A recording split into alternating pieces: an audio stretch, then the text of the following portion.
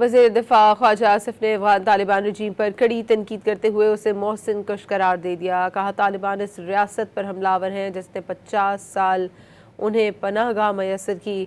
خواجہ آصف نے social media پر بیان میں کہا کہ 50 سال سے پناہ گاہ میسر کی لیکن اس کے باوجود وہ پاکستان پر حملہ آور ہیں۔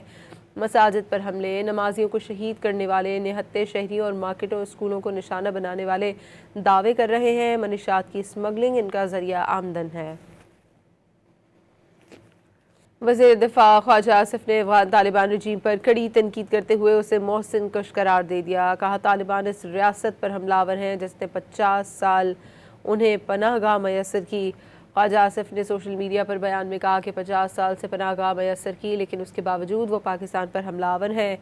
مساجد پر حملے، نمازیوں کو شہید کرنے والے، نہتے شہریوں اور مارکیٹوں اسکولوں کو نشانہ بنانے والے دعوے کر رہے ہیں۔ منشیات کی اسمگلنگ ان کا ذریعہ آمدن ہے۔ وزیر دفاع خواجہ آصف نے افغان طالبان رجیم پر کڑی تنقید کرتے ہوئے اسے محسن کش قرار دے دیا۔ کہا طالبان اس ریاست پر حملہ آور ہیں جس نے 50 سال انہیں پناہ گاہ میسر کی۔